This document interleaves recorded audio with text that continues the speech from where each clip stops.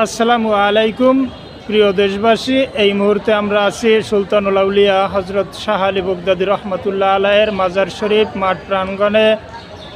আমাদের সামনে উপস্থিত আছেন দক্ষিণ এশিয়ার আলোড়ন সৃষ্টিকারী আধ্যাত্মিক ও তান্ত্রিক জগতের মহাসাধক, বাংলাদেশের ৬৮,০০০ গ্রাম বাংলার মাটি ও মানুষের নয়নের মণি, সকলের আস্থাভাজন ও বিশ্বস্ত ব্যক্তি, মিরপুর মানুষের নয়নের মণি দরবেশ আনোয়ার শাহ ফকির। দরবেশ আনোয়ার শাহ ফকির এখন বাংলাদেশের বেকার সম্প্রদায়কে কেন্দ্র করে কিছু গুরুত্বপূর্ণ কথা বলবেন, যে টাকা ছাড়াও ব্যবসা করা যায়। এ সম্পর্কে দরবেশ আনোয়ার শাহ ফকিরের কাছ থেকে কিছু পরামর্শ শোনার জন্য বিনীতভাবে অনুরোধ করছি। আসসালামু আলাইকুম। আমি বিভিন্ন ধরনের পরামর্শ দিকে আজকে যে বিষয়টা হলো, টাকা ছাড়াও ব্যবসা পদ্ধতি আছে।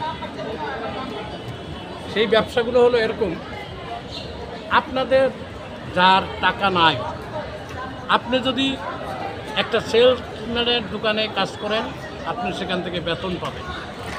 আপনার টাকা নাই, আপনার মেধা নাই, আপনি রাস্তায় যে বোতল টুকায় এগুলি টুকান শুরু করেন বস্তা ঘাড়ে নিয়ে, অল্প দিনের ভিতরে আপনার লাখ টাকা জমে যাবে। আরসি খেয়ে ফেলাই দেয় বোতল, পানি খেয়ে বোতল ফেলাই দেয়, এগুলি টুকান। একদিন দেখবেন আপনার লক্ষ লক্ষ টাকা হয়ে গেছে। যদি এটাও না পারেন, আপনি গায়ে খাটেন। কি ধরনের গায়ে খাটবেন? আপনি আর একজনের কর্ম করে দেন, আপনাকে অবশ্যই বেতন দিবে। যদি এটাও না পারেন, তাহলে আপনার মেধা দিয়ে ব্যবসা করেন। সেই মেধা দিয়ে ব্যবসাটা হলো এরকম: আপনার টাকা আছে কিন্তু আপনার বুদ্ধি পরামর্শ নাই। আপনি এমন লোকের সঙ্গ নেন যার মাধ্যম দিয়ে আপনি টাকাগুলি পরিচালনা করার পরে আপনার টাকায় টাকা বের হয়ে যাবে। এটাও যদি আপনি না পারেন, তাইলে এই দেশে দেখেন জমি বিক্রি হচ্ছে, ফ্ল্যাট বিক্রি হচ্ছে, দোকান বিক্রি হচ্ছে। আপনি মিডিয়ার লোকে লেগে পড়েন, 10টা কাজের পিছনে দৌড়াইলে একটা না একটা আপনার সফল হবেই।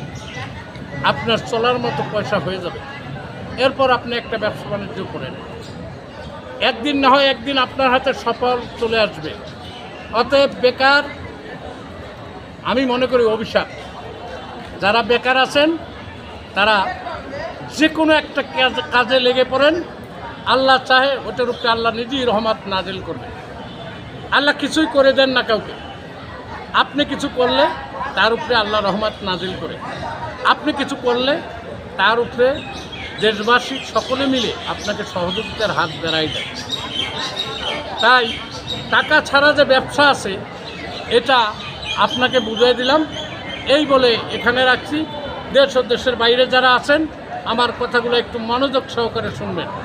2-1 মিনিটের কথা আপনি শুনবেন, একটা লাইক দিবেন, একটা শেয়ার দিয়ে দিবেন, যাতে বাংলাদেশে 20 কোটি মানুষের হাতে অতি শীঘ্র আমার এই কথাগুলো পৌঁছে যায়।